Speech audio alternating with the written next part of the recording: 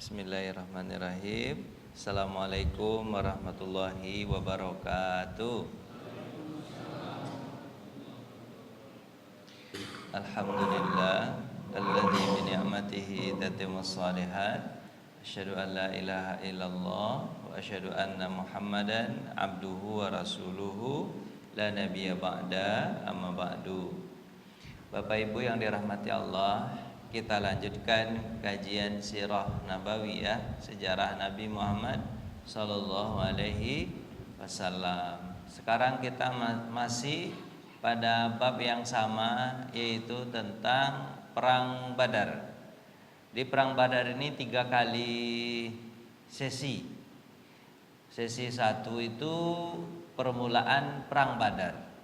Nah, sesi 2 sekarang berkecamuknya perang Badar. Kemudian sesi 3-nya setelah perang Badar. Jadi sebelum, sedang, dan sesudah, 3 kali. Dan sekarang kita bagian keduanya, yaitu menyalanya perang Badar. Jadi menyala.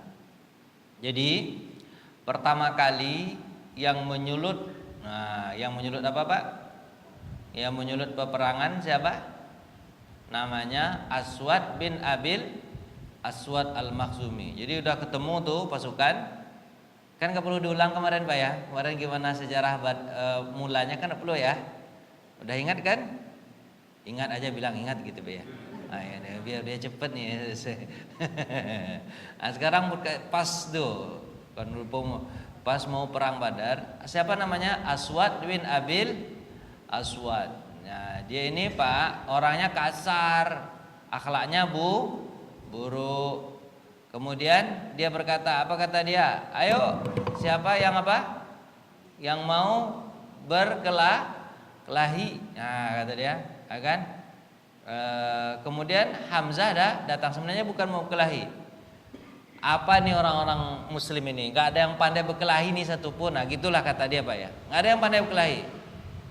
Aku akan meminum, coba kalian lihat ya, kata dia kepada pasukan itu, pasukan Quraisy. Coba kalian lihat, aku minum di sumur air Zam-Zam yang letak di belakang orang kaum muslimin. Kan sumur Zam-Zam itu di belakang kaum muslimin letaknya. Coba kalian, dengan mudahnya aku minum, nanti aku datang ke sini. Kata siapa Pak? Kata siapa namanya tadi Pak? Iyalah Pak Aswad bin Abil Aswad, ya kan? Pas ketika itu dia mau minum, rencananya itu meremehkan Pak. Apa Pak? Melecehkan. Habis itu langsung datang Hamzah. Ayo, coba berani. Kalau kau minum berani sini, dekat sini. Kita siapa? Hamzah. Dilawan sama Hamzah bin Abdul Muthalib. Kemudian mereka berhadapan-hadapan. Kemudian terjadi apa Pak? Perang itu, perang tanding berdua. Akhirnya Hamzah bisa membunuh Abul Aswad al-Makhzumi. Awalnya kakinya putus Pak. Kakinya apa Pak? Putus. Tapi saking kerasnya dia preman betul Pak. Preman tingkat tinggi itu. Tingkat tinggi. Udah putus kaki dia, tetap dia merangkak untuk meminum air. Orang udah putus kan, minta maaf aja lagi, maaf ada putus kakiku, aku balik jalan pulang, kan gitu kan ya. Ini enggak Pak. Hatinya keras betul Pak. Dia merangkak kemana Pak? Kemana dia merangkak? Minum air sumur Badar itu. Nggak ada lagi cerita ini, meremehkan betul, udah putus kaki, meremehkan juga, ditusuk sama Hamzah di belakang punggungnya. Meninggal dunia. Bapak berani Pak berkelahi begitu Pak, pakai pedang Pak, putus-putusan, berani nggak Pak? Kayaknya Bapak nggak berani kayaknya. Kurang berani kayaknya. Orang dulu berani Pak, melihat darah muncrat itu Pak, berani orang dulu Pak. Berani orang dulu. Kita tak berani ya Pak ya. Kita beraninya perang dari jauh aja, tembak-tembak, teng gitu aja berani. Orang dulu berani, darah itu kelihatan. Terus Pak, akhirnya setelah meninggal satu orang itu, setelah itu Bapak, muncullah dari pihak orang Quraisy 3 orang hebat di pihak orang Quraisy. Siapa namanya? Utbah bin Rabi'ah, Syaibah bin Rabi'ah, Walid bin Utbah. Siapa namanya Pak? Utbah bin Rabi'ah. Utbah bin Rabi'ah ini adalah ayahnya Hindun. Ayahnya siapa Pak? Hindun. Hindun itu istrinya Abu Sufyan. Hindun. Hindun ini nanti yang marah betul kepada Hamzah, dendam sekali. Nanti di perang Uhud Hamzah ditombak oleh Wahsy. Hindun inilah yang membelah dadanya Hamzah, dikeluarkan isi dalam perutnya semua. Keluarkan isi dalam perutnya. Dibelahnya perutnya itu, dada itu sampai ke dada, nah dikeluarkan isi perut. Dimakan-makannya, gigitnya, gemes dia. Gemes atau apa itu Pak? Gemes ya. Dibukanya Pak, orang udah meninggal dunia, dibelah itu Pak dadanya Pak, sampai ke perut, habis itu dikeluarkan isi perut. Nabi Muhammad dia melihat menangis betul, begini betul nasib apa tuh? Udahlah dibunuh, habis itu dikeluarkan isi perut. Utbah inilah ayahnya Hindun. Utbah bin Rabi'ah, saudaranya Utbah berarti pamannya Hindun. Namanya siapa? Syaibah bin Rabi'ah. Kemudian ada seorang kakaknya Hindun namanya Walid bin Utbah. Jadi kakaknya meninggal, habis itu apa? Pamannya meninggal, kemudian ayahnya meninggal. Kenapa dia dendam kepada Hamzah? Karena komandan perang adalah Hamzah. Nabi Muhammad tidak boleh perang. Di perang Badar itu Nabi Muhammad tidak diizinkan Allah untuk masuk ke kancah peperangan, hanya boleh mendoakan. Tapi masuk enggak diizinkan Allah Subhanahu wa taala. Nabi Muhammad hanya berada di atas bukit, agak sedikit ada bukit di belakang, kemudian mendoakan siapa Pak? Pasukan. Muncul 3 orang. Habis itu muncul pula 3 orang dari orang Ansor. Ini orang Ansor apa tuh? Di sini sejarahnya, kenapa orang Ansor yang muncul dulu? Karena orang Ansor ingin menyatakan kepada kita bahwa orang-orang Ansor itu membela Nabi Muhammad SAW. Muncul 3 orang Ansor, tapi ditolak oleh orang Quraisy. Sebenarnya ditolak ini hanya untuk memecah belah. Orang Ansor yang maju, ndak. Kami ndak ada masalah dengan Ansor. Sebaiknya Ansor pulang aja. Orang-orang Madinah baiknya pulang. Kami bermasalah hanya dengan siapa Pak? Dengan Muhammad. Sebenarnya ini politik pecah belah itu, ya kan? Politik pecah belah. Maksudnya politik pecah belah kalau orang Madinah pulang, terus orang Quraisy saja itu tinggal 78 orang. Ya kan? Kalau tinggal 78 orang itu digado-gado. Digado-gado atau apa namanya? Digado-gado kan? Ya kan? Habis itu pulang, banyak yang pulang, tinggal 78 orang kan susah jadi masalah kan? Itu nanti setelah selesai ini nanti Madinah pula yang akan ini. Apa kata orang Ansar? Enggak, kami ini membela Nabi, kami udah berjanji pada Nabi Muhammad, siapa saja yang menyakiti Nabi, kami akan membela Nabi Muhammad seperti kami membela diri kami, keluarga kami dan anak-anak kami. Habis itu Pak, kata pemuda Ansor, kami ini, apa kata mereka? Enggak. Keluarkan orang yang sepadan di antara kami. Maksudnya orang-orang Quraisy juga. Siapa yang keluar? Akhirnya Nabi Muhammad menyuruh Ubaidah bin Haris. Ubaidah ini sepupu Nabi dari kakak Abdullah yang pertama, namanya Haris. Kan ayah Nabi namanya Abdullah. Kakak pertama Abdullah namanya Haris. Haris ini punya anak namanya Ubaidah bin Haris. Berarti ini siapa Nabi ini?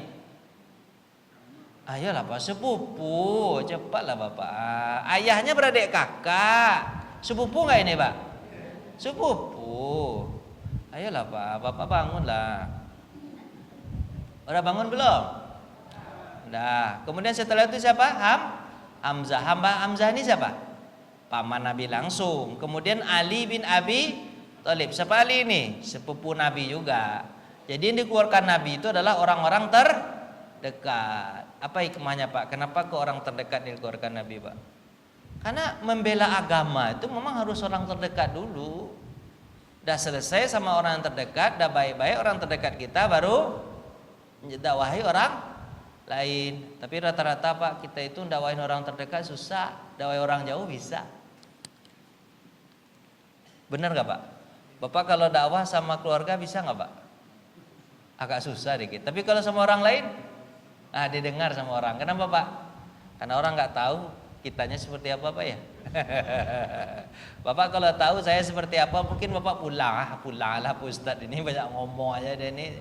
Kalau nggak banyak ngomong nggak ceramah namanya. Ya Pak ya, ceramah itu memang banyak ngomong. Nah, habis itu 3 orang ini sepupu Nabi namanya Ubaidah bin Haris. Kemudian Hamzah paman Nabi langsung, kemudian Ali. Ya Ubaidah bangkit.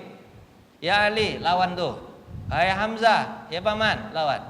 3 orang itu luar biasa, itu orang-orang dekat Nabi. Lalu Ubaidah berhadapan dengan Utbah. Utbah ini siapa? Ayahnya Hindun. Hamzah melawan Syaibah. Syaibah ini pamannya Hindun. Ali berhadapan dengan Al-Walid. Walid ini adalah kakaknya Hindun. Kenapa kita kaitkan ke Hindun? Karena dia nanti yang akan balas dendam di perang Uhud. Nah, kemudian Hamzah dan Ali tidak terlalu sulit untuk menjatuhkan musuhnya. Hamzah melawan Syaibah, mati. Ali begitu, mati. Walid. Yang susahnya itu Pak, yang Pak? Setara itu, sebanding itu adalah siapa Pak? Ubaidah melawan Utbah. Begitu lagi kira Pak. Bapak lihat aja lah orang berkelahi. Nah, habis itu Pak, iya kan? Ternyata pedangnya Ubaidah jatuh. Pedang panjangnya jatuh. Kesempatan sama Utbah untuk menusuk. Pas kena tusuk, ternyata Ubaidah itu kena tusuk, dia set, diambilnya belatinya set. Mati siapa Pak? Utbah mati, tapi Ubaidah luka. Luka Ubaidah. Tapi nanti Ubaidah meninggal dunia setelah dirawat di mana Pak? Di Madinah. Dirawat di Madinah, dia dalam keadaan luka begitu dan akhirnya meninggal dunia. Bukan meninggal di tempat, tapi meninggal di mana Pak? Di Madinah setelah selesai perang Badar ini. Nah, itu ceritanya nanti Pak. Bapak ada paham belum? Belum juga? Gimana caranya itu? Paham kan? Akhirnya Pak, karena sudah apa Pak? Sudah apa Pak? Sudah apa tadi? Sudah habis perang tanding itu, baru orang musyrik bilang serbu. Gitu lagi kira Pak. Saya tidak pandai pula saya berdrama itu. Serbu, kaum muslimin kehilangan 3 penunggang kudanya yang terbaik. Bukan kaum musyrikin ya. Penunggang kuda terbaik, orang terbaiknya meninggal dunia. Pihak kaum muslimin pasukan kaum muslimin secara serentak kemarahan mereka, kemudian mereka serbu, kata mereka. Di pihak kaum muslimin mohon pertolongan kepada Allah, mengikat niat, mereka menghadang. Jadi yang menyerbu siapa Pak? Quraisy. Kaum muslimin bertahan. Mereka tetap berdiri di tempat semula, ya kan, untuk namanya perang defensif. Apa itu Pak defensif Pak? Perang bertahan, itu kan. Perang bertahan itu kan orang ngejar kan, bisa lah dipanah dulu atau diapa dulu kan. Terus habis itu Pak, sejak Rasulullah kembali ke tenda, melihat keadaan begitu, Rasulullah kan tidak boleh ikut berperang Pak ya. Kalau Rasulullah balik ke tendanya, kemudian mohon kepada Allah Subhanahu Wa Taala dengan doa ini yang terkenal. Ya Allah, penuhilah janjimu, apa yang kau janjikan padaku. Ya Allah, sesungguhnya aku mengingatkanmu akan sumpah janjimu. Kan itu kan? Sebenarnya Allah maha menepati janji nggak Pak? Tapi Nabi saking doanya, ya Allah penuhi janjimu, kata engkau kan menang. Ini ngelihat orang nyerbu banyak, 1000 orang itu, aduh mati sahabatku semua ini. Ya Allah tolonglah, ya Allah tolong, ya Allah tolong. Kira begitulah Pak.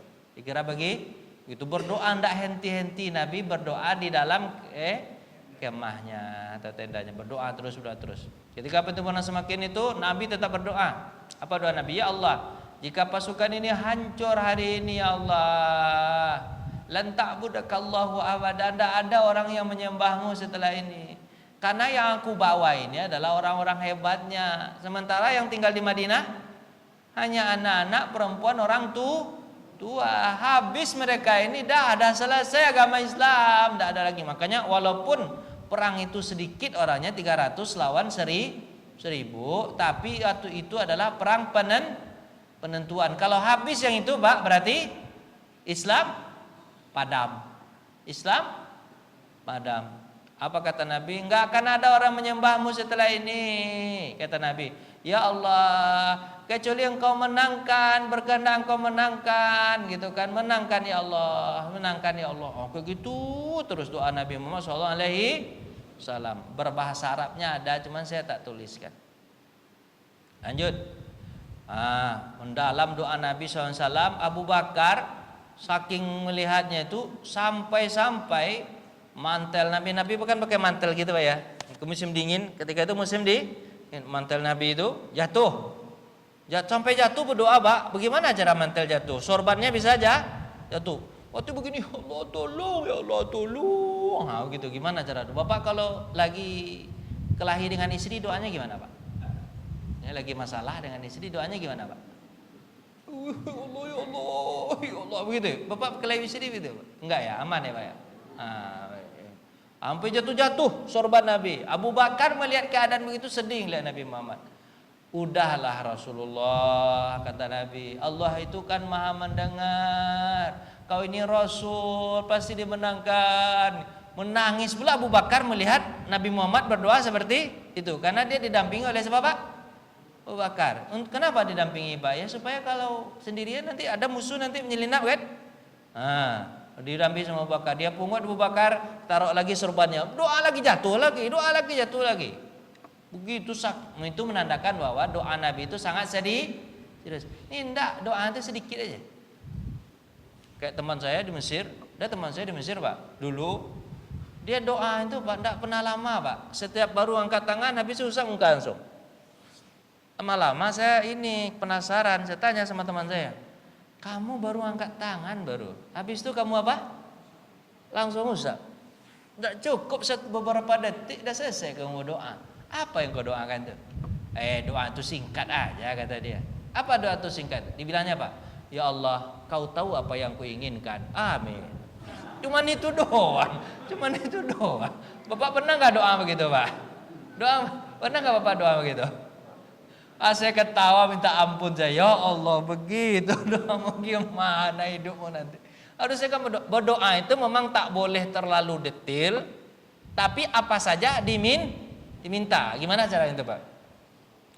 Kalau orang sufi itu, Pak, habis garamnya di mana, Pak? Di rumah, dia minta kepada Allah Subhanahu wa taala. Bapak habis garam pernah nggak Bapak minta? Ya kan? Bapak kan minta duit banyak aja kan, ya Allah kasihlah aku rezeki yang banyak kan, gitu kan? Itu umum. Jangan boleh detail tapi tidak terlalu detail. Tidak terlalu detail itu misalnya, ya Allah, itu pakaianku itu robek. Tolonglah ya Allah, bantu aku untuk menjahitnya. Kalau menjahit itu ada 5 menit tuh. Pertama diginiin dulu, habis itu enggak begitu. Tapi kalau begini, ya Allah, pakaianku robek, ya Allah, tolonglah ganti pakaian yang baru. Itu kan disebut, Pak, disebut. Kalau bisa doanya itu, Pak, disebut tapi tidak detail banget kan, itu kata Nabi. Jangan detail sampai harus dijahit dulu, nanti pergi ke Tanah Abang ya Allah ya. Nanti ke Tanah Abang itu digambarkan pula, nanti masuk ke kios ini ditawar, harganya nggak cocok, pergi ke kios lagi satu lagi nggak cocok, pergi kita sampai 3 kali baru beli. Nggak begitu. Terlalu detail itu nggak begitu. Tapi Pak, sebutkan barang apa yang kita minta. Malah Nabi mengatakan kalau kita berdoa itu sebutkan namanya. Kalau Bapak ingin misalnya kan punya menantu. Ya Allah, itu nama si Anu tuh, kayaknya cocok jadi menantu saya. Tolong kalau iya jadi menantu saya, mudahkan ya Allah. Disebut namanya boleh, Pak? Boleh. Pas tidur dia terbangun dia gara-gara Pak sebut namanya kan. Lanjutlah, Pak. Bapak paham kan? Abu Bakar sampai memungut-mungut. Habis itu segera berkata, sudah cukup ya Rasulullah. Kafa ya Rasulullah, kata Abu Bakar. Tapi terus setelah itu Nabi Muhammad tertidur. Saking capeknya berdoa, Pak, Tidur Nabi Muhammad. Saking capeknya berdoa, bukan belum berdoa langsung tidur gitu kan, kebanyakan begitu. Belum doa lagi dia tidur duluan. Enggak begitu. Saking capeknya berdoa tidur. Pas selesai tidur, baru Nabi Muhammad bangkit, kemudian Nabi Muhammad berkata, Allahu Akbar, Allah telah menurunkan ayat Al-Qur'an dan ini pasti menang. Surat apa Pak? Al-Anfal ayat berapa diturunkan Nabi? Allah Subhanahu wa taala? Ayat yang ke-12. Ada enggak saya tulis ayatnya? Ternyata surat ayat yang 9 saya mulai dulu, ya kan? Baca aja lah. Rasulullah SAW mohon kepada Allah, kemudian Allah mengatakan, sesungguhnya aku akan mendatangkan bala bantuan. Dari ayat 9 nanti Bapak baca sampai ayat 12. Aku akan mendatangkan bantuan bala tentara kepada kalian 1000 malaikat. Alfam milan malaikati murdifin. Surah Al-Anfal ayat 9. Nabi bangun, alhamdulillah ada bantuan. Nampak dari belakang apa Pak? Orang berkuda berbaju putih. Bubub. Berapa orang Pak? 1000. Pak, kenapa kau harus 1000 Pak? Itu dibahas sama ulama. Kenapa kau harus 1000 malaikat? Bukankah satu malaikat aja orang itu dah habis? Kenapa harus 1000? Karena kalau kita minta bantuan kepada Allah, Allah membantu itu enggak apa Pak?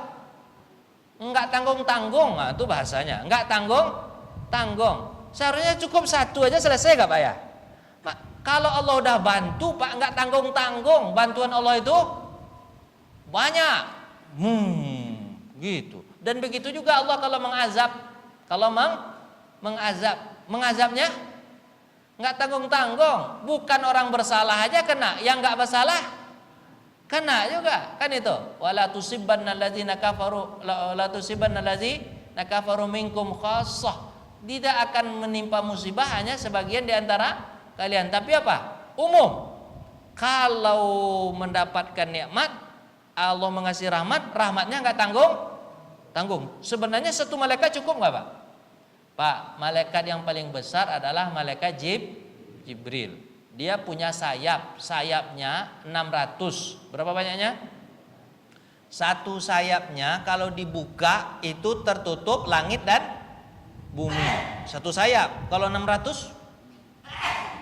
Wow, gelap lagi, bukan gelap lagi, satu aja udah tertutup. Satu sayap tadi menyapu yang 1000 orang Quraisy, bisa nggak Pak? Bisa lah.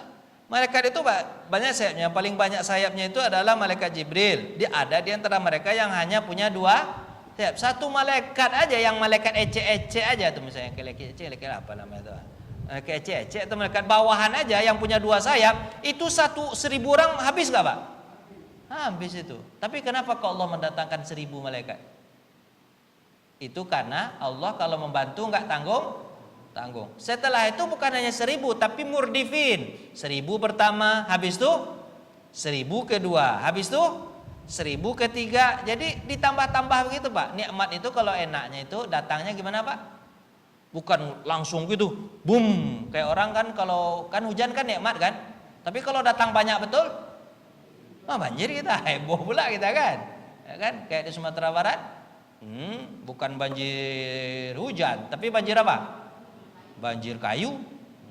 Makanya Bapak pergilah ke Sumatera Barat jualan kayu Bapak sana. Kayu banyak betul.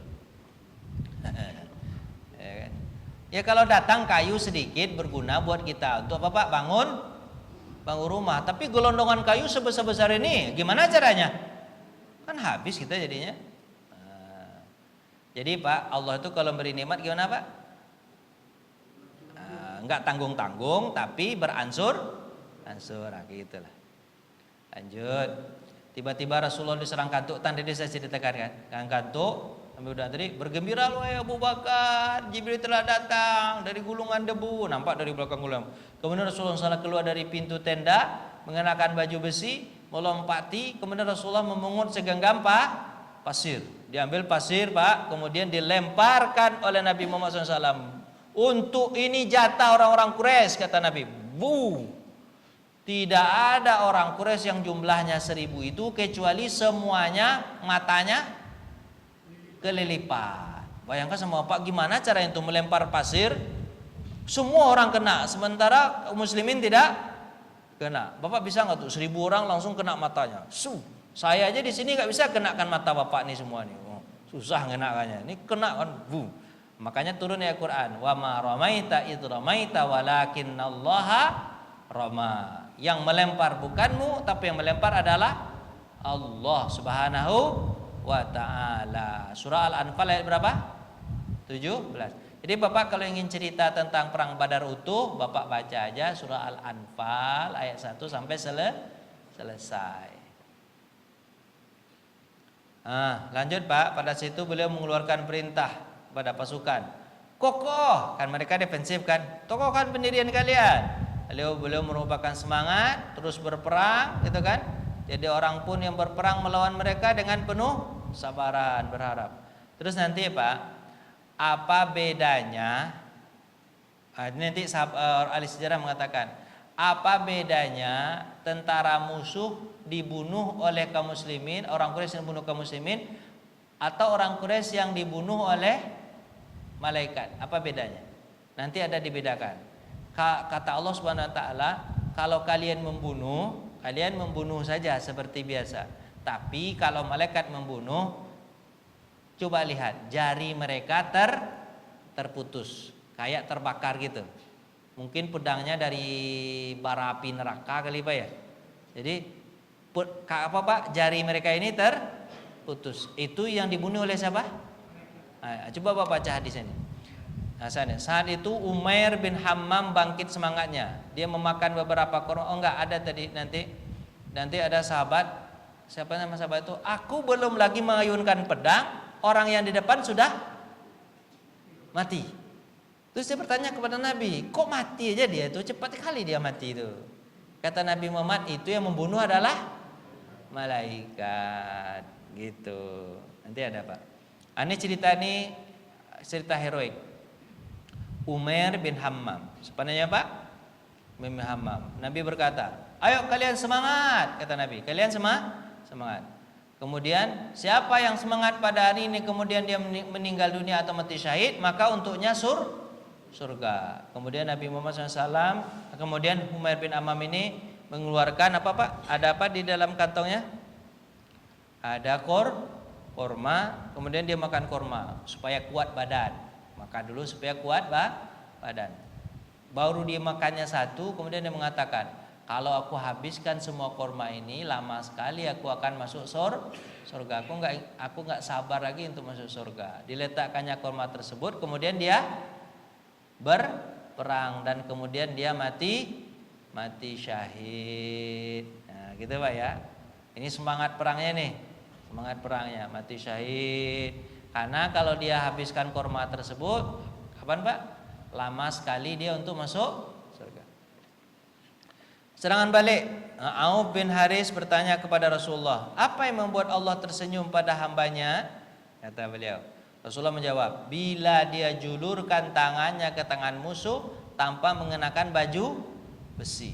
Artinya kan semangat betul perang nih, baju besinya walaupun enggak ada, tapi dia maju ke depan. Auf melepaskan baju besinya dan menyerang musuh, kemudian dia mati syahid. Itu yang membuat Allah Pak tersenyum. Kenapa? Agamanya dibela, gitu Pak ya. Sebenarnya malaikat membunuh mereka bisa kan Pak ya? Untuk apa?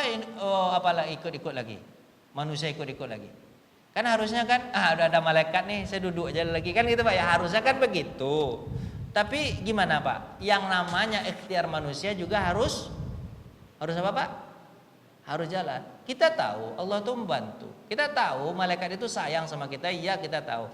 Tapi ikhtiarnya manusia harus dilaksanakan. Makanya kan ada tuh orang, memang Allah itu Maha Pemberi rezeki. Kita tahu Allah Maha Pemberi rezeki. Enggak mungkin Allah enggak mengasih rezeki. Orang-orang non muslim aja dikasih sama Allah banyak, apalagi orang Islam kan?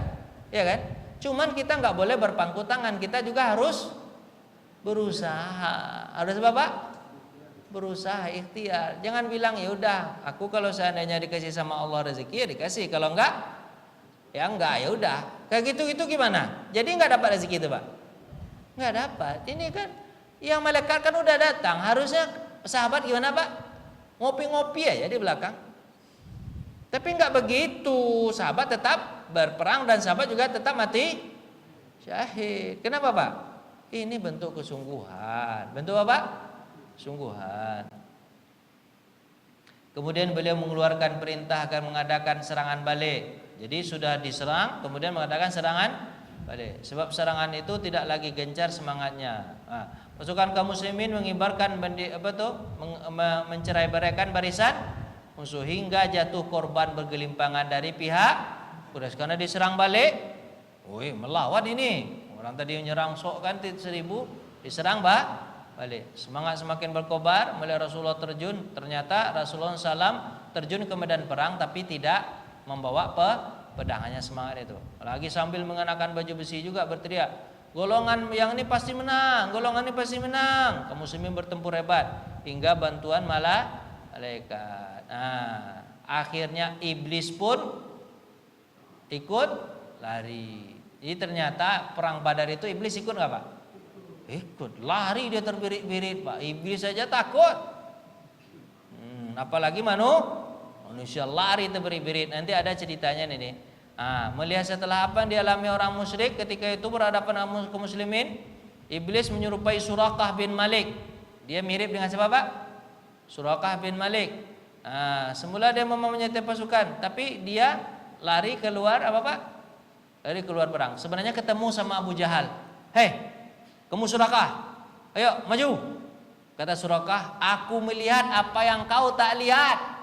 Enggak, aku balik. Katanya, balik dia, lari iblis. Lari iblis, Pak. Tapi bayangkan sama Bapak, Abu Jahal enggak balik. Abu Jahal tidaklah lari. Berarti kan Abu Jahal lebih iblis daripada iblis. Iblis saja takut, Abu Jahal enggak takut. Memang enggak, manusia itu, Pak, kalau sudah jadi iblis, Pak, dia bisa melebihi kepandaian iblis. Kemarin kan sudah cerita, Pak. Cerita kemarin itu ketika pengepungan ide tentang apa, Pak? Nabi Muhammad dibunuh, harus dibunuh. Cara membunuh gimana? Ketika Nabi Muhammad sebelum hijrah itu, cara membunuh gimana? Setiap suku harus mengutus berapa orang? 2 orang atau berapa orang, supaya kalau dibunuh Nabi Muhammad dengan massal tidak ada orang lagi yang akan menuntut kematian Nabi Muhammad SAW. Itu ide siapa yang begitu, Pak? Ide Abu Jahal. Kata iblis, ide itu yang berlian, itu ide yang paling bagus. Iblis saja tidak kepikiran sama dia, tapi Abu Jahal kepikiran. Kan hebat Abu Jahal daripada iblis, Pak. Manusia begitu, Pak. Manusia begitu. Kadang kalau dia sudah jadi iblis, Pak, dia bisa lebih iblis, Pak. Makanya iblis itu kaget kepada Fir'aun. Kaget kepada Fir'aun. Fir'aun mengaku sebagai Tuhan. Kata iblis, kau berani mengaku sebagai Tuhan? Aku aja tak berani mengaku sebagai Tuhan. Padahal yang menggodamu untuk menjadi Fir'aun ini siapa? Aku, kata iblis. Tapi kau berani betul melampaui aku ini. Kaget iblis itu, Pak. Lebih hebat pula manusia daripada aku ya, kan? Berani dia ngaku sebagai Tuhan. Iblis berani nggak ngaku sebagai Tuhan, Pak? Enggak berani. Iblis itu beraninya mengaku sebagai iblis saja. Manusia berani ngaku sebagai Tuhan. Nah, itu hebatnya manusia itu. Makanya manusia kalau ada iblis itu, Pak, keiblisan itu luar biasa iblisnya, iblis kuadrat. Kalah telak. Tanda-tanda kegagalan, banyak dari mereka berjatuhan, orang musyrik melarikan diri. Semakin memudahkan pasukan kaum muslimin untuk mengejar mereka dan menawan. Abu Jahal melihat tanda-tanda kebimbangan itu, mulai menghantui pasukan. Ia pun menggugah semangat, ayo. Si pengecut Suraqah iblis tadi lari, tunggang langgang. Tapi tak lama setelah itu pasukan kocar-kacir. Abu Jahal berputar-putar di atas kuda. Berarti sebentar lagi dia akan menemui ajal. Ini kematian Abu Jahal. Kematian siapa, Pak? Abu Jahal. Abdurrahman bin Auf berkata, ini dalam hadisnya, ada 2 pemuda yang mencari, paman, di mana Abu Jahal? Kata 2 orang pemuda tersebut, namanya siapa, Pak? Mu'ad bin Amr dan bil Jumuh dan Mu'awis bin Arfa. Satu namanya, Pak? Mu'az, satu namanya Mu'awis. Satu namanya Mu'az, satu namanya Mu'awis. Usia mereka hanya 13 tahun dan 14 tahun. Mu'az 13 tahun, Muawidh 14 tahun. Tidak secara bersamaan, dia bertanya kepada Abdurrahman. Sebelah kanan yang bertanya adalah Muaz. Paman, harusnya 13 tahun boleh nggak ikut perang, Pak? Belum boleh, itu namanya di bawah umur, eksploitasi anak itu namanya kan. Tapi karena dia memaksa Nabi Muhammad SAW untuk ikut perang itu dibolehkan oleh Nabi. Nanti ada Malik bin apa namanya itu, Rafiq bin Malik. Nanti ada Anas, Rafiq bin Malik, Abdullah bin Abbas, nanti orang-orang Abdullah bin Umar yang kecil-kecil itu dulu nanti pada masa Nabi. Usia mereka masih belasan tahun tapi nanti ikut perang Uhud. Tapi mereka bilang, kenapa kok Rafiq bin Malik boleh ikut? Kata Abdullah bin Umar. Kenapa kok Rafiq bin Malik boleh ikut? Aku enggak boleh ikut. Kata Rasulullah, Rafiq bin Malik itu kalau memanah hebat, kata Nabi, makanya boleh ikut. Enggak, aku juga mau ikut. Aku kalau bergulat dengan dia kalah terus. Nah, bergulat dengan dia kalah terus. Cobalah adu aku sama dia. Dia emang hebat memanah, tapi kalau bergulat aku menang. Adu dia sama saya. Dia adu, kalah. Kata Nabi, ya udah kamu ikut juga. Begitu pemuda dulu Pak. Usia berapa Pak?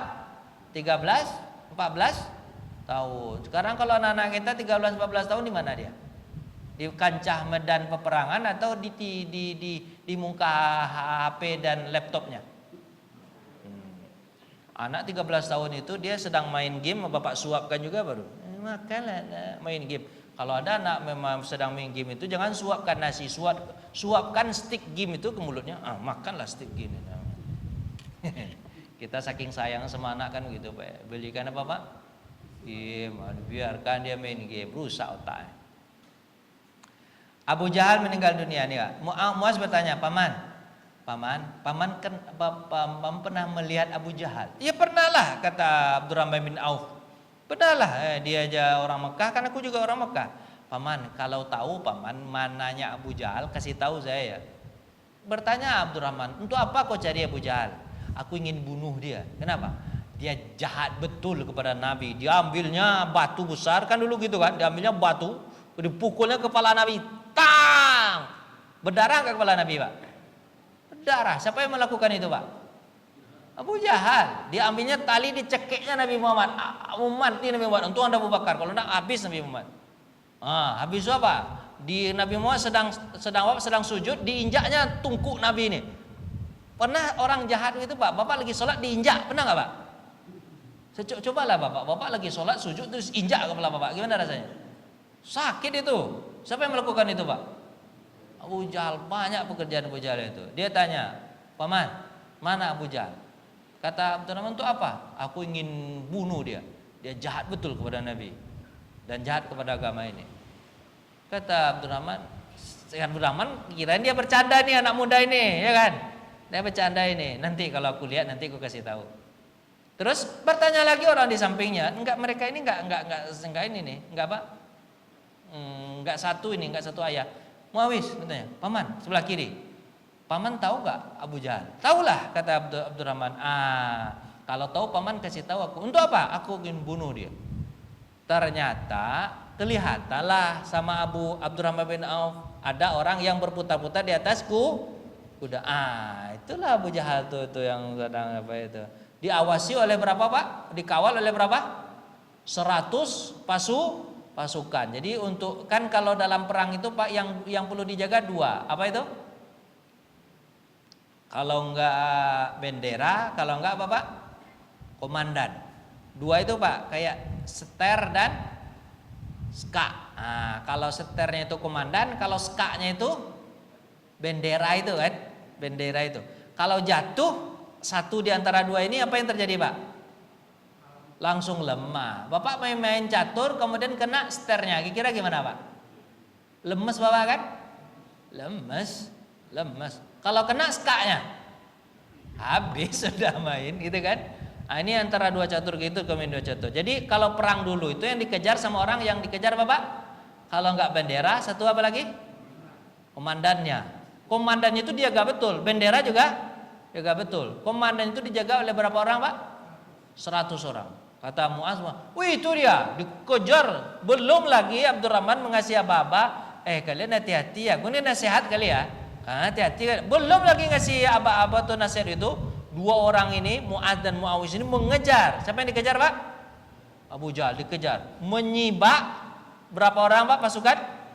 100 pasukan. Dia tidak memerangi 100 pasukan, cuma dia teng-teng aja, teng-teng, awas teng-teng, awas-awas, teng-teng, teng-teng. Oh, dia terus mengejar siapa, Pak? Abu Jahal. Ketemulah sama Abu Jahal. Lanjut sini dulu. Ketemu sama siapa, Pak? Abu Jahal. Pas ketemu sama Abu Jahal, dia nggak bisa mukul Abu Jahal. Kenapa? Abu Jahal itu dari ujung rambut sampai ujung kaki pakai apa, Pak? Pakai baju besi. Jangankan dia, kudanya pun pakai baju besi. Gimana caranya itu, Pak? Kudanya pun pakai baju besi. Nggak tahu Mu'adz Muawis mau nusuk dari mana ini. Nggak, ya udah. Gimana caranya, Pak? Setiap pokoknya pukul-pukul aja, walaupun kena besinya, ya udah. Besinya itu nanti yang akan, baju besinya itu akan melukai Bapak. Badannya siapa? Badannya Abu Jahal. Jadi dia tusuk besi tersebut nggak kena, yang kena adalah besi, tapi besi itu nanti yang akan melukai Abu Jahal. Saking banyaknya, kak. Mu'adz dibunuhlah oleh Ikrimah. Ikrimah itu adalah anaknya siapa, Pak? Abu Jahal. Meninggal Mu'adz. Tinggal siapa, Pak? Muawis kemudian karena saking banyaknya pasukan, dihalangi pasukan, kemudian tertebaslah tangan kirinya. Hampir putus, Pak, tidak putus. Kemudian karena tangan kirinya ini apa, Pak? Letoy jadinya, letoy, Pak ya. Letoy apa tuh, Pak? Karena ada hampir putus nih. Dia keluar dari pasukan itu, yang dari 100 orang itu dia keluar sebentar, sorbannya diambil, kemudian dia ikat. Supaya apa, Pak? Enggak letoy-letoy begitu, diikat sama dia ke badannya kan, diikat. Tahu nggak Bapak? Apakah dia lari pulang ngadu sama mamanya, mama putus, gitu nggak?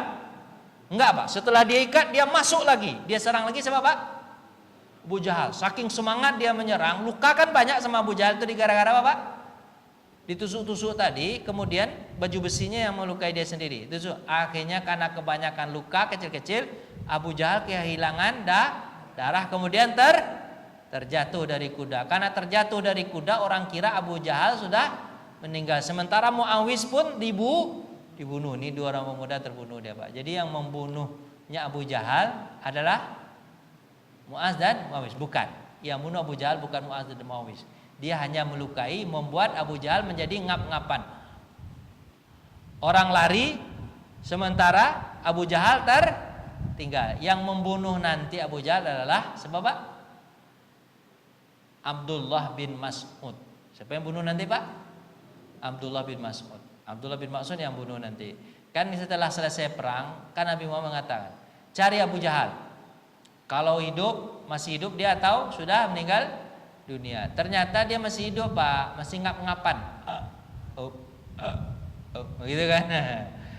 Apa kata Abdullah bin Mas'ud? Ini dia Abu Jahal, katanya kan. Terus Abu Jahal bilang apa, Pak? Budak. Memang dia mantan budak. Ngapain kamu? Orang udah mau mati tapi tetap aja keras kepala, Pak, luar biasa, Pak. Budak, ngapain kamu? Apa kata Abdullah bin Mas'ud? Aku ingin bunuhmu. Kalau ingin bunuh, bukan kau yang akan bunuh. Kenapa? Kau budak, nggak enak dibunuh sama budak. Orang mau mati aja masih milih-milih gitu, Pak. Suruh orang yang agak yang agak berpangkat dikit bunuhku. Jangan kau bunuh. Apa kata Abdullah bin Mas'ud? Kau aja mau mati masih milih-milih aja deh. Kemudian dibelahnya lehernya, diputus sama dia. Siapa, Pak, mutus, Pak? Abdullah bin Mas'ud. Dibawa ke Nabi. Ini Nabi, contohnya nih Abu Jahal. Contoh Abu Jahal kepalanya, Pak. Ini Abu Jahal. Kata Nabi mau bilang apa? Inilah Fir'aun hazihil sudah mati Fir'aunnya umat ini. Itulah kisah meninggalnya Abu Jahal. Jadi di perang itu meninggal banyak sekali pemuka Quraisy, itu meninggal di perang Badar. Banyak sekali meninggal. Ini kita langsung masuk ke mana, Pak? Season 3, yaitu apa? Pasca perang Badar. Jadi kan pada itu kan 2. Bapak kalau melihat judul begini jadi udah malas ya? Besok aja lah Ustaz, kan udah pasca. Malas kan pokoknya kan? Udah mau makan kan? Belum. Dia bawanya sarapan aja nanti. Nah, ini Pak, kan setelah apa Pak? Setelah apa tadi Pak? Berkecamuknya perang Badar, kita cerita sekarang apa Pak? Setelah perang Badar. Nah, pesona-pesona iman dulu dibahas ini Pak. Pak, luar biasa keimanan sahabat. Jadi perang Badar itu adalah perang penunjukan iman. Beberapa orang Bani Hashim sebenarnya diajak pergi, tapi mereka dipaksa. Siapa namanya Pak? Abbas bin Abdul Muttalib. Kan orang Quraisy itu Pak. Ini cerita sedikit aja nih Pak, sedang selingan. Abbas bin Abdul Muttalib, paman Nabi itu, ya kan, diajak oleh Abu Jahal untuk ikut apa Pak? Perang Badar. Tapi sebenarnya Abbas nggak mau. Abbas tidak mau. Tapi karena diajak paksa, akhirnya terpaksa ikut. Makanya Nabi mengatakan apa? Kata Nabi apa Pak? Kalau kalian bertemu dengan pamanku dan keluarga pamanku Abbas bin Abdul Muttalib, kata sahabat nih kan, jangan bunuh dia ya. Kata siapa Pak? Kata Nabi. Tapi ada namanya Abu Huzaifah. Siapa namanya Pak? Abu Huzaifah. Terus dia berkata begini, ya Rasulullah, kami dibolehkan untuk membunuh anak bapak paman kami di perang Badar. Dia orang Quraisy juga, ya kan, orang Quraisy Muslim. Kami dibolehkan untuk membunuh anak bapak saudara kami di Badar. Terus sekarang kami tak boleh membunuh paman kau ya Rasulullah dan anak-anaknya. Enggak ada cerita. Pokoknya kalau aku ketemu dengan Abbas, ketemu dengan anak-anak Abbas, aku tetap akan membunuhnya. Kata siapa Pak? Kata Abu Huzaifah. Sebenarnya ini dia lancang ngomong nggak Pak? Lancang. Kan Nabi lebih tahu. Nabi bilang apa Pak? Nabi kan nggak bilang sih, cuma Nabi tahu kan bahwa Abbas itu dia pergi ke medan perang karena dipaksa. Karena dipaksa. Nabi kan tahu. Cuman Abbas ini kan Abu Huzaifah kan nggak tahu, betul nggak Pak ya? Dia lancang ngomong sama Nabi. Dibilangnya apa Pak? Agak keras suaranya. Kami dibolehkan untuk membunuh anak bapak saudara kami yang ikut di perang Badar. Masa ketika ketemu dengan Abbas nggak boleh membunuh? Nggak ada cerita. Kalau ketemu pasti kami akan bunuh. Terus Nabi hanya sedih. Nabi mengatakan apa?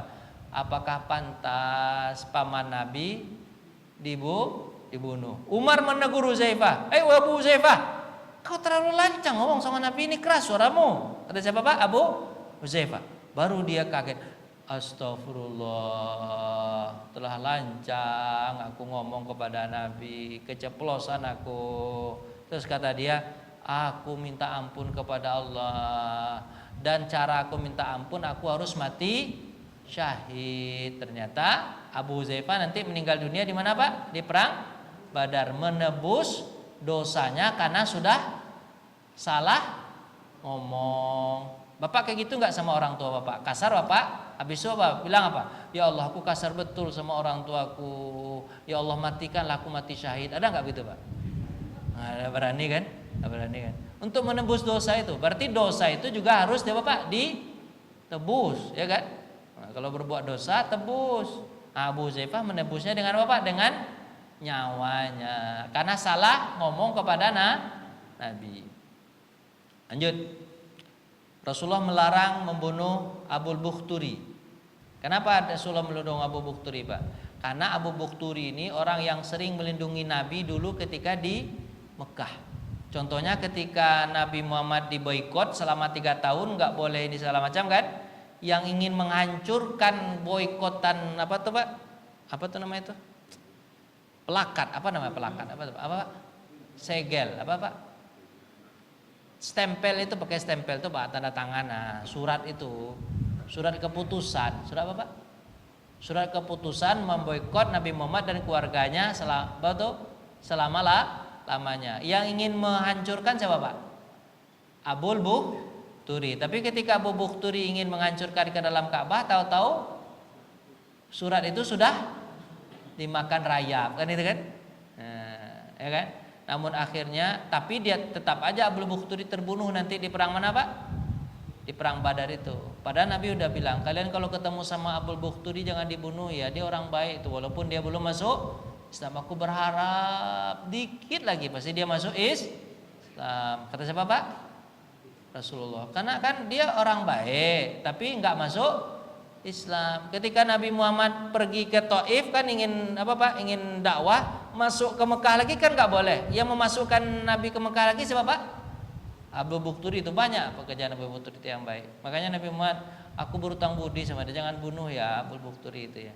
Cuman masalahnya gini, Abu Bukturi itu kan ketemu dengan sahabat. Terus sahabat bilang, hai Abu Bukturi, kami tidak dibolehkan memerangi Abu Bukturi, Abbas dan keluarganya, orang ini dan orang itu. Abu Bukturi, jangan berkelahi sama kami ya. Kamu duduk aja di situ, kami nggak akan ngapa-ngapain engkau Abu Bukturi. Tapi Abu Bukturi bilang, bagaimana dengan Abu Jahal? Apakah kalian boleh memeranginya? Ya, kami boleh memeranginya. Bagaimana dengan temanku yang ini, yang itu, yang ini, yang itu, yang itu? Semuanya boleh. Yang nggak boleh itu hanya orang-orang tertentu. Kata Abu Bukturi, kalau mereka boleh kalian perangi, berarti nanti temanku nggak ada lagi kalau dia mati. Ya udah sekalian kita perang yuk. Kata siapa? Abu Bukturi ngajak kelahi Abu Bukturi. Sahabat nggak punya pilihan lagi karena dia memang semangat untuk membunuh. Akhirnya Abu Bukturi terbunuh. Ketika Abu Bukturi terbunuh, sedih luar biasa Nabi Muhammad. Kenapa kalian bunuh? Bukan kami ingin bunuh dia, dia yang maksa kami untuk ajak perang. Sedih Nabi Pak. Abu Bukturi ini meninggal dunia Pak. Pak tanyalah Pak, saya capek saya sendirian dari tadi. Tanyalah, ibu tanya boleh ibu, kerasin suaranya kalau ibu. Bapak tanyalah Pak. Silakan Pak. Ya Pak.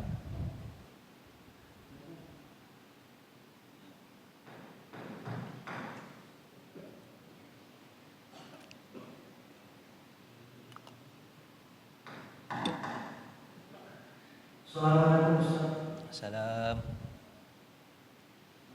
Mendengarkan para Islam. Jadi di sini ketika Rasul pakai baju besi, Rasul tidak menyerahkan dilindungi oleh baju besi. Artinya bahwa baju besi itu menandakan kepercayaannya itu bulan. Iya, ketergantungan. Iya. Pada baju besinya. Itu menurut tidak terima. Kamu sudah punya keraguan dari itu. Kenapa tinggal serahkan manusia terkasih dari Allah? Gimana Ustaz? Salam. Sama dengan ini Pak. Bapak keluar rumah harus pakai helm. Harus pakai apa? Helm. Itu gara-gara apa Bapak pakai helm? Untuk keamanan atau takut sama polisi? Apa jawab apa? Takut polisi kan ya? Kalau nggak ada polisi, nggak pakai helm ya? Kita kan mindsetnya kan begitu. Pas ketika dia apa Pak? Menerobos lampu merah kan? Lampu merah, terus polisi yang menunjukkan pelit, piuit, berhenti. Ada si kemudian Pak, kenapa Bapak terobos lampu merah? Apakah Bapak nggak ngelihat itu bahwa itu lampunya sedang merah? Lihat Pak, lampunya merah. Tapi kenapa Pak terobos? Karena saya nggak lihat Bapak. Jadi kalau nggak ada polisi terobos. Tapi kalau ada polisi sebenarnya kan kita mindset apa tadi kembali ke helm ya. Helm itu bukan masalah polisi tapi masalah keamanan.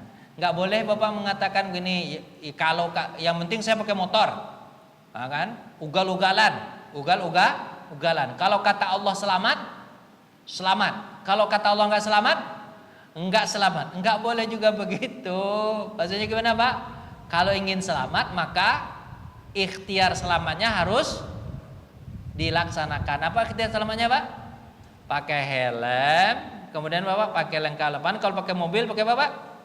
Pakai sabuk pengaman. Habis itu baru jalan. Jadi ikhtiar manusia harus dilakukan. Ikhtiar Nabi sebagai manusia adalah pakai baju besi.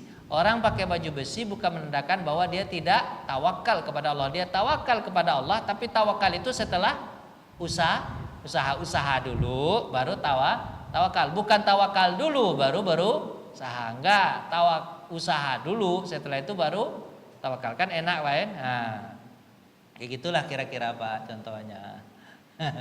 Jadi bukan berarti itu hilang apanya Pak? Hilang rasa kalau enggak. Itu memang ada bagian dari tawakal itu adalah usaha. Itu Pak. Lanjut Pak. Silakan Pak Haji. Salam.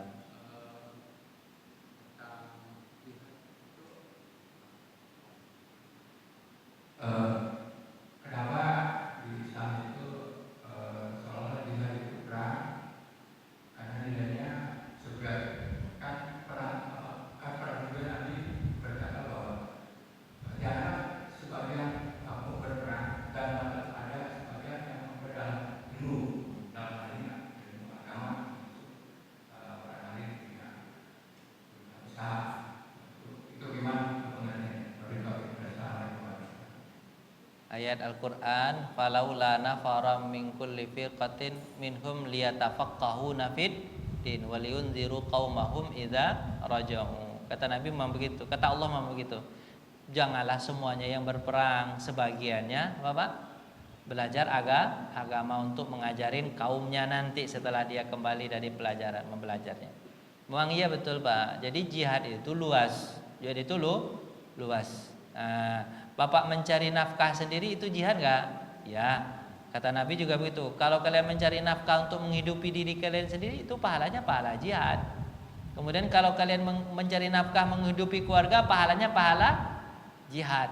Tapi jihad yang paling tinggi adalah mati syahid. Itu bagian dari usaha. Pokoknya jihad itu, usaha itu bagian dari jihad. Tapi jihad yang paling tinggi apa Pak?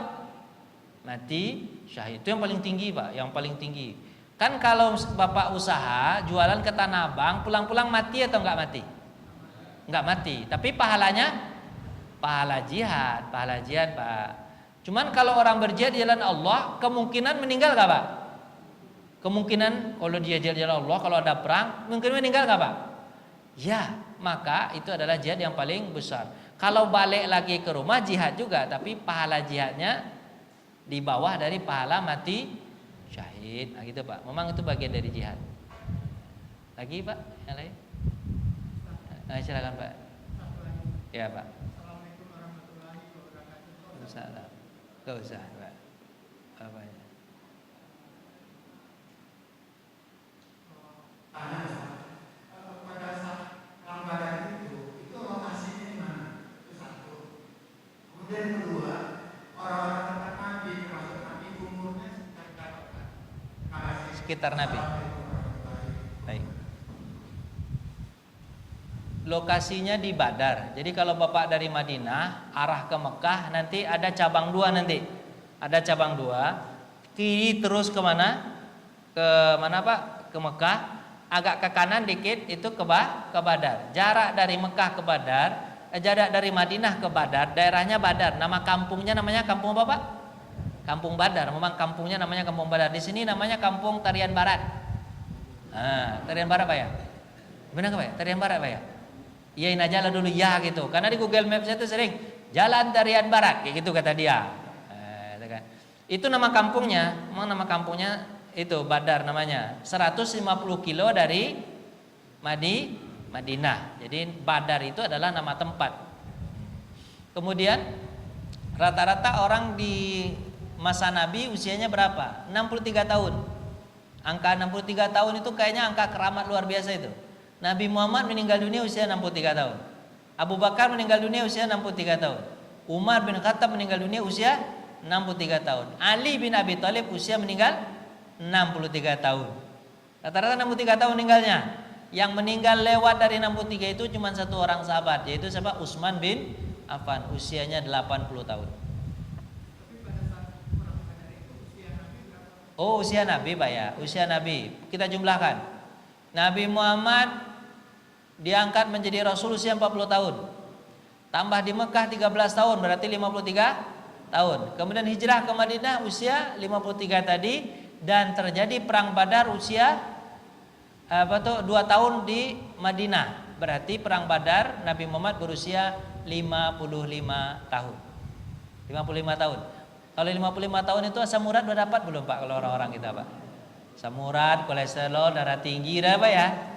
Nabi Muhammad 65 tahun masih berperang, jalan kaki ke Badar usia sejauh 150 kilo. Ada nggak orang sekarang sesehat Nabi itu Pak? 150 kilo jalan kaki di tengah-tengah padang pasir, 150 kilo. Ada yang sekuat itu Pak? Nggak ada. Berarti Nabi Muhammad kuat berarti, ya Pak ya? 55 tahun tapi bisa. Itu dalam keadaan puasa nggak itu Pak? Puasa itu. Padahal Nabi Muhammad membolehkan sahabat, kalian kalau ingin berbuka, berbuka aja. Nanti ganti setelah kita balik ke Madinah. Tapi sahabat tetap memilih juga puasa. Gitu Pak. Lagi Pak? Ayo Pak.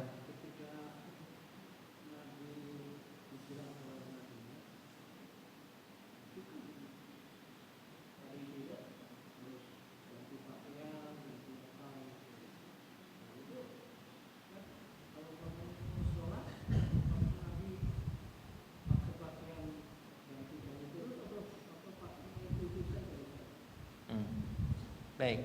Nabi itu hanya punya 2 pakaian. Punya 2 pakaian.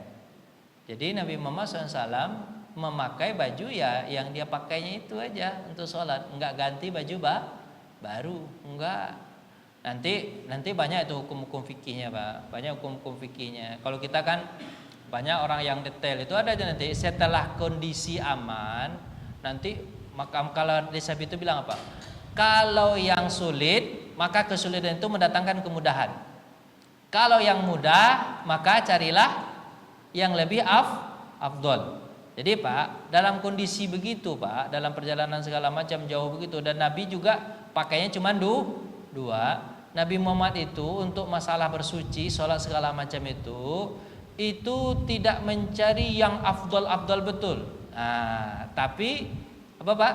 Pokoknya itu sana, malahan dalam perjalanan boleh dijamakkan Pak ya.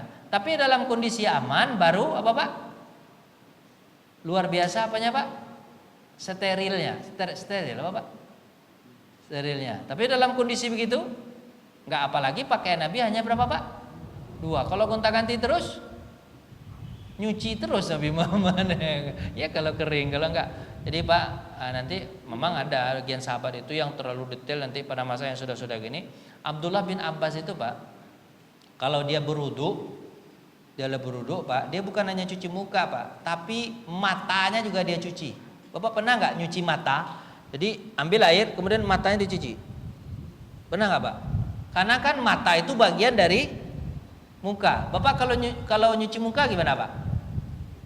Ambil air cuci muka. Matanya ditutup atau dibuka? Itu mata Bapak kena nggak yang di dalam? Terus gimana tuh Pak kalau nggak kena? Berarti kan nggak sah wuduknya. Kan nanti kan ada itu yang detail itu apa Pak? Fikihnya. Matanya sampai mata diapain Pak?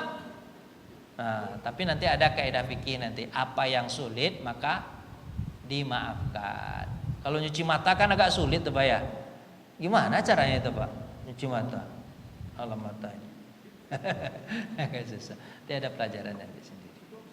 Cukup Pak ya? Udah belum Pak? Udah suruk belum? Alhamdulillah. Senang hati Bapak kan? Nanti kita belajar apa nih Pak? Pasca setelah perang Badar kita lanjutkan Pak ya. Ini 3 kali pertemuan insyaallah. Ini pertemuan terakhir besok pas setelah perang Badar. Mohon maaf atas segala kekurangan. Kita tutup dengan baca hamdalah. Alhamdulillahirabbil alamin. Doa kafatul majelis. Subhanakallahumma wa bihamdika asyhadu an la ilaha illa anta astaghfiruka wa atubu ilaih. Assalamualaikum warahmatullahi wabarakatuh.